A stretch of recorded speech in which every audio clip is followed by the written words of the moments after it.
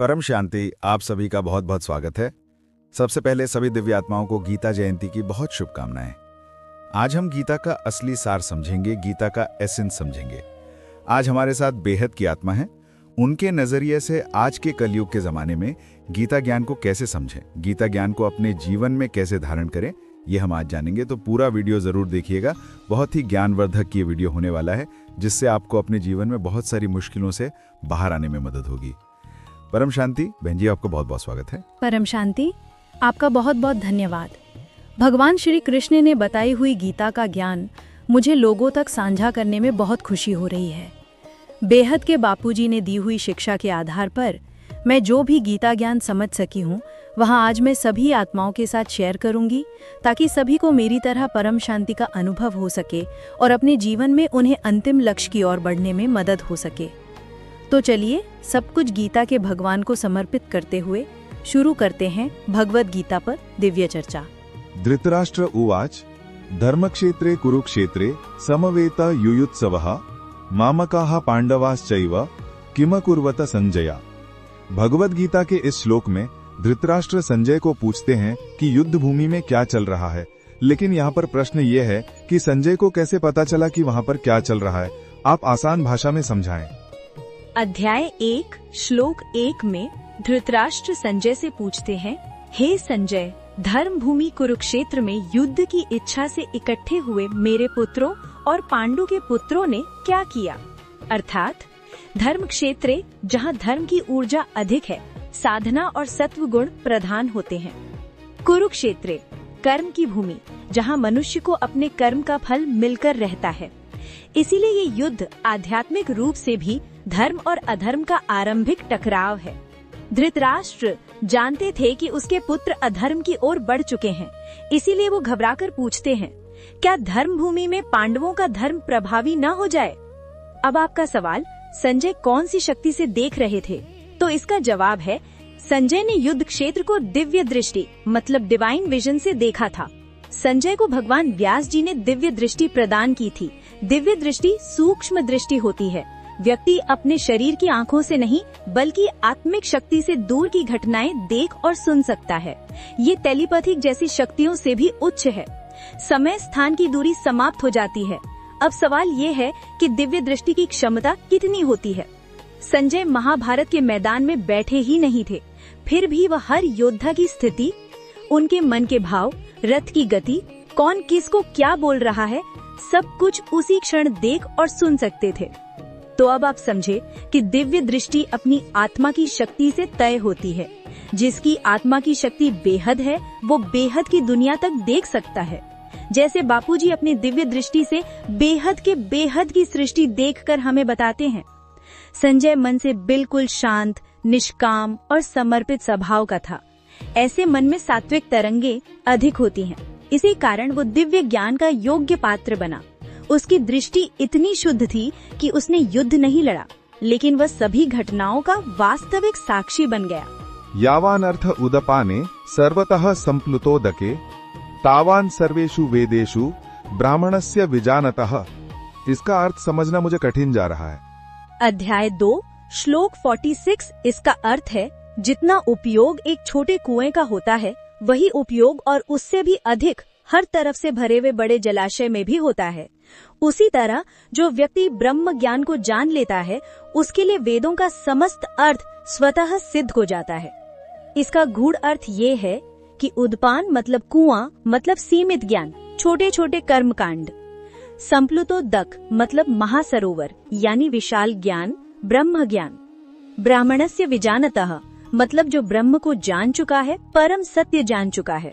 इसका सार ये हुआ कि जो ब्रह्म ज्ञान पा लेता है, उसके लिए वेदों की सभी शिक्षाएं, यज्ञ, नियम सब अपने आप पूर्ण हो जाते हैं। जैसे सरोवर मिल जाए तो कुएं की जरूरत नहीं रहती। बेहद के बापूजी ने हमेशा आत्मज्ञान और ब्रह्म ज्ञान की बात की है। उनकी इस पर बहुत ज्ञानवर्धक वीडियो है, जरूर से देखिए। प्रजाहाति यदा कामान सर्वान पार्थ मनोगतान आत्मन्येवा आत्मना तुष्टः स्थित प्रज्ञस्तदोच्यते। अध्याय 2 श्लोक 55 में स्थित प्रज्ञ बताया है। इसे और गहराई से समझाइए। भगवान कहते हैं, हे पार्थ, जब मनुष्य अपने मन में उठने वाली सभी इच्छाओं को पूर्ण रूप से त्याग देता है और आत्मा में ही आत्मा द्वारा संतुष्ट रहता है, तभी उसे स्थित प्रज्ञ अर्थात स्थिर बुद्धि परम ज्ञानी पुरुष कहा जाता है। कलयुग में सभी इच्छाएं छोड़ दो, ऐसा कहना वास्तविक जीवन में कठिन है। गीता ये नहीं कहती कि जरूरतें छोड़ दो, वो कहती है कि मन को गिराने वाली, बांधने वाली, थकाने वाली इच्छाएं छोड़ो। ये कलयुग की सबसे बड़ी आग है। कौन कितना कमाता है, कौन कितना प्रसिद्ध है, कौन कितना सुंदर है, तुलना से अहंकार, जलन और मानसिक तनाव पैदा होता है। भोग कभी संतुष्ट नहीं होते, जैसे लगातार महंगी चीजें, नशे, व्यसन, दिखावे के लिए पैसे उड़ाना। ये इच्छाएं मन को कमजोर करती हैं और ऊर्जा को नीचे खींचती हैं। कलयुग में लोग अपने आप को भी नहीं संभाल रहे, फिर भी दूसरों को बदलने की इच्छा दुख ही देगी। दूसरों को नीचा दिखाने या सजा देने की इच्छा, ये मन को भारी और अंधकारमय करती है। कलयुग की सबसे बड़ी बीमारी धैर्य खत्म होना, हर चीज तुरंत चाहिए। यही तनाव, क्रोध, निराशा का कारण है। नाम, यश और प्रशंसा पाने की इच्छा जितनी बढ़ती है, मन उतना ही अस्थिर होता है। प्रशंसा पर जीना मतलब मन कभी स्थिर नहीं होगा। सबको खुश करने की इच्छा, ये असंभव है। जो ये करते हैं वो अंत में खुद टूट जाते हैं। भगवान भी सबको खुश नहीं कर सके, तो हम कैसे कर सकते हैं, ये समझना होगा।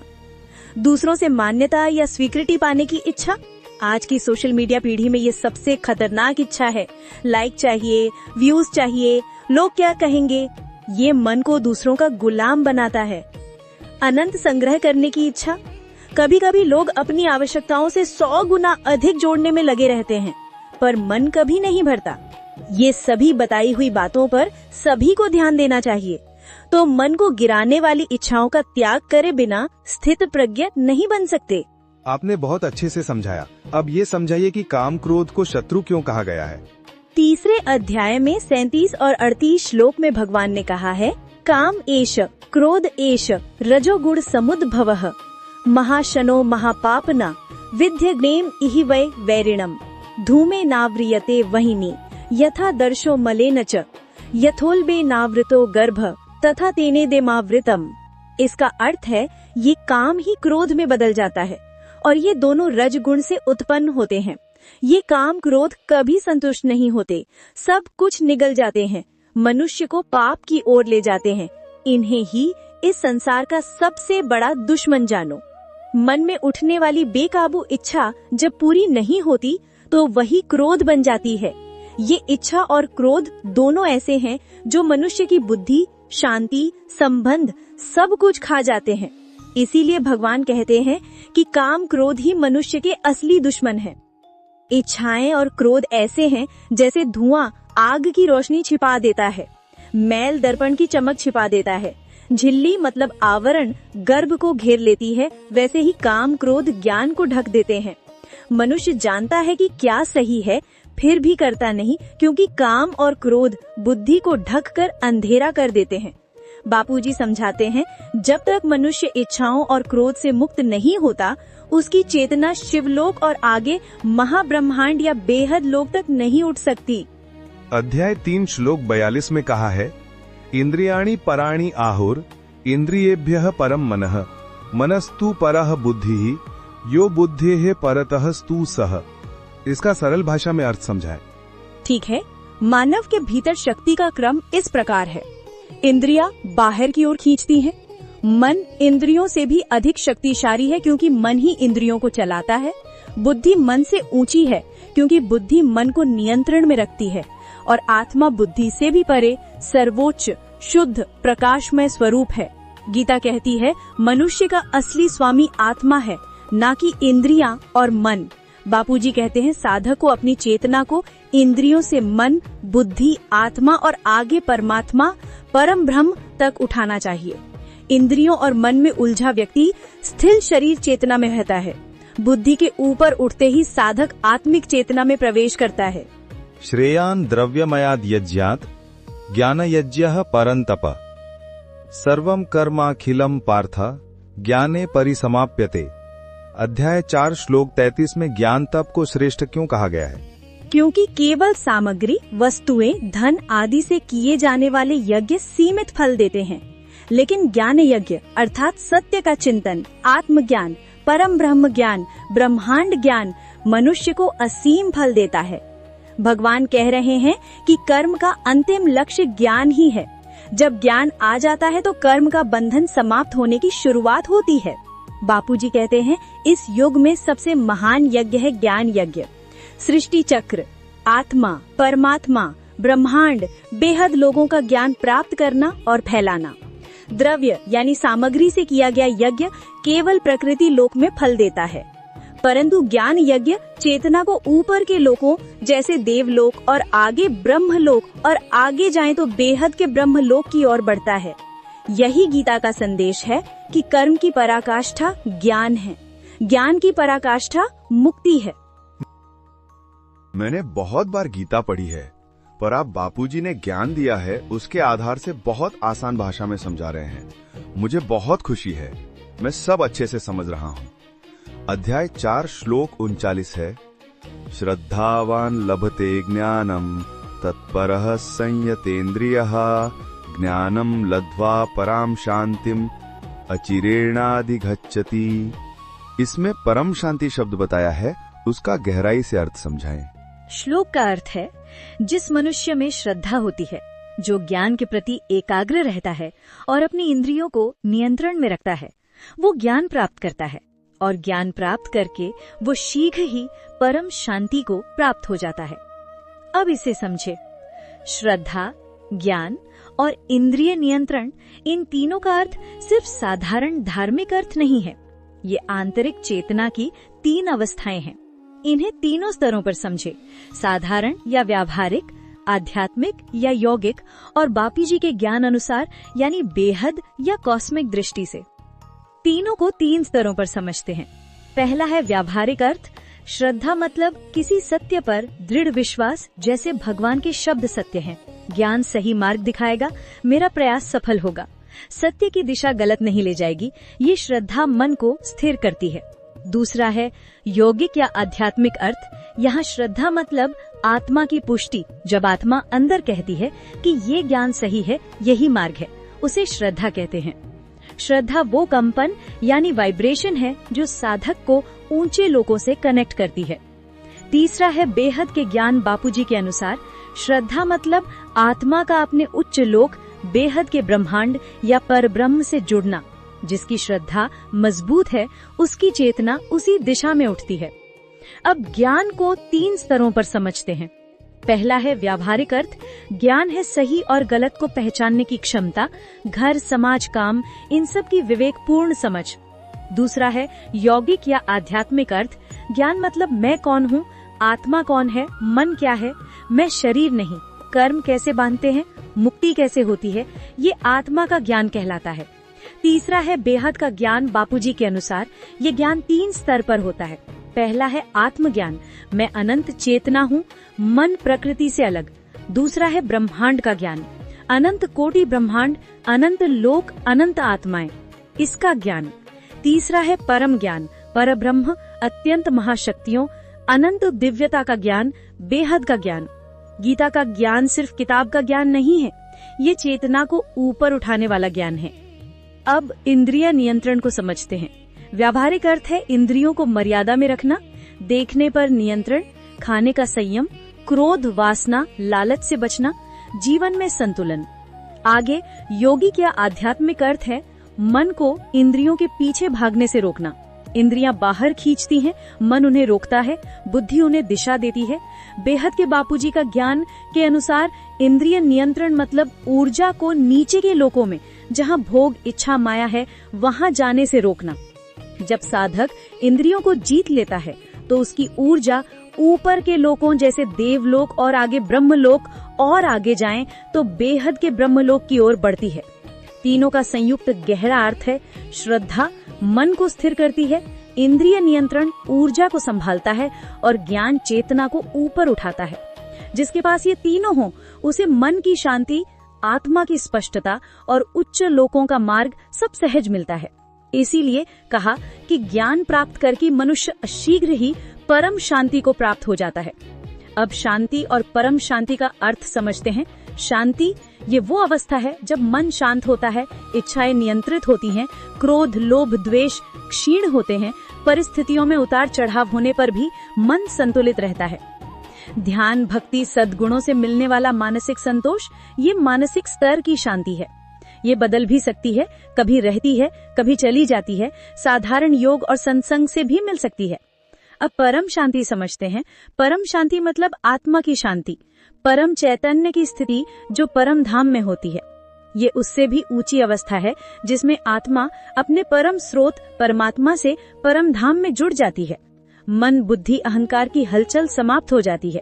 जन्म, मरण, संसार, गुण इनसे ऊपर उठी स्थिति कोई दुख, सुख, लाभ, हानि, सम्मान, अपमान प्रभावित नहीं करते। मैं आत्मा हूँ की स्थिर अनुभूति, आत्मा में पूर्ण तृप्ति, इच्छाओं का अंत, ब्रह्म ज्ञान का प्रकाश, ये आत्मिक और परमात्म स्तर का अनुभूति है।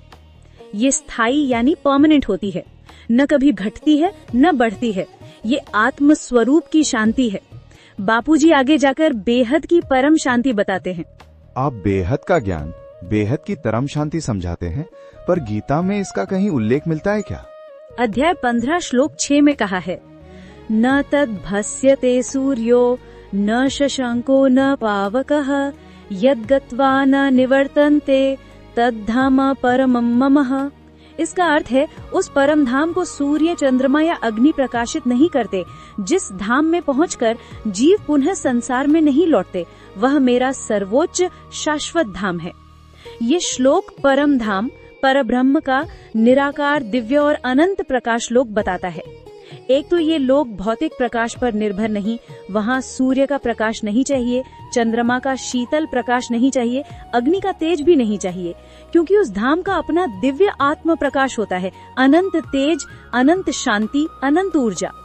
दूसरा, ये जन्म मरण चक्र से परे है। यद गत्वा न निवर्तन्ते का अर्थ है वहाँ पहुँचने वाली आत्मा पुनः माया, काल, कर्म या पुनर्जन्म में नहीं आती। अब बापूजी ने समझाया है कि 1 करोड़ कला वाले ब्रह्मांड तक माया है। इसका अर्थ ये हुआ कि इसके परे के परम धाम की बात भगवान श्री कृष्ण ने समझाई थी। तीसरी बात, वह धाम भगवान का सर्वोच्च, अविनाशी, अनंत, कालातीत, निराकार, ऊर्जामय क्षेत्र है, जिसे गीता में परम पुरुष या परम तत्व कहा गया है, जो सर्वोच्च है। एक बार परम की जगह बेहद शब्द डालकर गीता के सारे श्लोक फिर से समझे तो हम गीता के भगवान को समझ सकते हैं। अध्याय 10 श्लोक 3 है, यो माम अजमा नादिम च वेति लोक महेश्वरम असम्मूढ़ः स मर्त्येषु सर्व पापेह प्रमृच्यते। इसका अर्थ है जो मनुष्य मुझे जन्म रहित, अनादि और सभी लोगों का महान ईश्वर जान लेता है, वह भ्रम से मुक्त हो जाता है और इस नश्वर संसार में रहते हुए भी सभी पापों यानी कर्म बंधनों से मुक्त हो जाता है। अब यहाँ पर लोक महेश्वरम इसका अर्थ समझते हैं। लोक महेश्वरम मतलब अनंत लोकों का स्वामी, केवल पृथ्वी या एक ब्रह्मांड नहीं, अनंत लोकों, अनंत ब्रह्मांडों, अनंत ऊर्जाओं का नियामक। सभी प्रकृति तत्व उसी की सत्ता से चलते हैं। अब गीता में जहाँ जहाँ पर लोक शब्द है वहाँ ब्रह्मांड शब्द डाल के समझना। बापूजी ने सारा ज्ञान समझाया, समझ में आएगा। बापूजी ने ब्रह्मांड, महाब्रह्मांड, परम महाब्रह्मांड और आगे बेहद के ब्रह्मांड समझाए हैं। गीता के भगवान को जानकर इतना परम आनंद, परम सुख और परम शांति मिलती है जो शब्दों में बयान नहीं की जा सकती। अब अध्याय 7 में श्लोक 7 को गहराई से समझे। श्लोक है, मत्त परतरम नान्यत किंचिद अस्ति धनंजय मयि सर्वमिदं प्रोतम सूत्री मणिगणा इव। इसमें भगवान कहते हैं, हे अर्जुन, मुझसे बढ़कर कोई और सर्वोच्च सत्ता नहीं है। ये संपूर्ण जगत मुझ में ऐसे स्थित है जैसे धागे में मोतियों का समूह पिरोया होता है। सूत्री मणिगणा एव का बहुत सुंदर संकेत है। जैसे माला के मोती अलग दिखते हैं लेकिन सभी एक अदृश्य धागे से जुड़े होते हैं, वैसे ही सभी लोग, सभी ब्रह्मांड, सभी प्रकृति तत्व एक ही परम चेतना से जुड़े हुए हैं। वह चेतना सर्वोच्च है, अद्वितीय है। हम सब अभी उस ब्रह्मांड में हैं जो उस धागे पर टंगे मोतियों समान है। आपने बापूजी की 21 पीढ़ी की वीडियो नहीं देखी तो जरूर देखिए। आपको अपने आप समझ में आएगा कि कैसे ऊपर के ब्रह्मांडों में रचना या क्रिएशन कैसे होता है। बापूजी ने जो ज्ञान दिया है वो मल्टीवर्स से भी परे का ज्ञान है, जहाँ विज्ञान भी अभी पहुँचा नहीं है। और बापूजी जिन बेहद के 108 और 1008 बीज रूप आत्माओं की बात करते हैं, उनकी रचना भी एक में से एक माला के मोती समान हुई है। अब आप इस पर गहन मनन चिंतन कीजिए कि ये सारी बातें गीता में होना और बापूजी का एकदम सटीकता से समझाना केवल संयोग है या फिर बहुत गहरा कनेक्शन है। आप समझ रहे हैं क्या? बहुत गहराई से समझ रहा हूँ। गीता के भगवान को समझने की कोशिश में आगे चल रहा हूँ। अब अंत में अध्याय 8 के श्लोक 20 का गहराई से अर्थ बताते हैं। आप बहुत ध्यान लगाकर समझना। श्लोक है, परस्तस्मातु भावो अन्यो अव्यक्तो व्यक्तात् सनातनः यह स सर्वेषु भूतेषु नश्यत्सु न विनश्यति। इसका अर्थ है, उस अव्यक्त से भी परे एक और अव्यक्त शाश्वत तत्व है। जब सभी प्राणी और समस्त जगत नष्ट हो जाते हैं, तब भी ये परम तत्व नष्ट नहीं होता। अब अव्यक्त से भी परे एक और अव्यक्त को समझने की कोशिश करते हैं। पहला अव्यक्त मतलब प्रकृति का अप्रकट रूप, जिसे हम मूल प्रकृति, प्रकृति का बीज रूप, माया का सूक्ष्म रूप कहते हैं। इससे सृष्टि बनती है। महाकल्प प्रलय, महाकाल प्रलय में ये भी अव्यक्त बनी रहती है, पर ये भी अनंत नहीं, शाश्वत नहीं है। अब ऐसे कितने अव्यक्त हैं, ये बापूजी ने समझाया है। थोड़ा वैज्ञानिक भाषा में भी समझते हैं। ब्रह्मांड मतलब सोलर सिस्टम, इसका एक अव्यक्त। ऐसे अरबों ब्रह्मांड मतलब ऐसे अरबों अव्यक्त मिलके एक गैलेक्सी यानी एक महाअव्यक्त। ऐसे अनंत महाअव्यक्त मिलके एक परम महाअव्यक्त। ऐसे अनंत परम महाअव्यक्त मिलके एक परम परम महाअव्यक्त। ऐसे 100 बार अव्यक्त लगाओ तो एक मल्टीवर्स आता है जिसका भी विनाश होता है। ऐसे करोड़ों अव्यक्त लगने पर भी जो ब्रह्मांड होता है उसका भी विनाश होता है। तो भगवान श्री कृष्ण कौन से अव्यक्त की बात कर रहे हैं? अब दूसरा अव्यक्त समझते हैं। श्लोक कहता है, उस अव्यक्त से भी परे एक अन्य अव्यक्त है। ये कौन सा अव्यक्त है? जो सनातन है, जो नष्ट नहीं होता, जो सृष्टि प्रलय से परे है, जिसे कोई रूप रंग आकार छू नहीं सकता, जिसे काल माया गुण प्रभावित नहीं कर सकते। ये परम अव्यक्त बेहद का परम धाम है। गीता के अन्य श्लोक इसे अक्षर ब्रह्म, पर ब्रह्म, अव्यक्त मूर्ति, परम गुह्यम गुह्यम कहते हैं। आपका एक एक शब्द मेरे दिमाग में घर कर रहा है। मेरी बुद्धि विशाल हो रही है। मेरा हर चीज को देखने का नजरिया बदल रहा है। ऐसा लग रहा है मुझे भी उस अव्यक्त से भी परे वाले अव्यक्त परम धाम जाना है। मुझे इसके लिए मार्गदर्शन कीजिए। पहले तो आप बापूजी की वीडियोस देखिए, विशेषतः श्री कृष्ण संबंधी। फिर आप उनके सच्चे स्वरूप को जान सकते हैं। उसके बाद श्री कृष्ण को अनंत परम प्रकाश का महासागर समझने पर, उनके अव्यक्त स्वरूप को जानकर फिर उनसे योग मतलब कनेक्शन किया, तो आत्मा में इतनी शक्ति आएगी कि सारे विकर्म विनाश हो जाएंगे और उस अव्यक्त से भी परे के अव्यक्त तक आप जा सकते हो। और यही है सनातन परम शांति योग। आपका मैं दिल से शुक्रगुजार हूँ। आपने मुझे गीता का बहुत गहरा ज्ञान समझाया जो अभी तक कहीं पर भी नहीं समझाया गया। मैं जरूर बापूजी की सारी वीडियोस देखूंगा और अपनी आत्मा का कल्याण करूंगा। और अंत में यही कहूंगा, यही है भगवत गीता का असली एसेंस, परम शांति।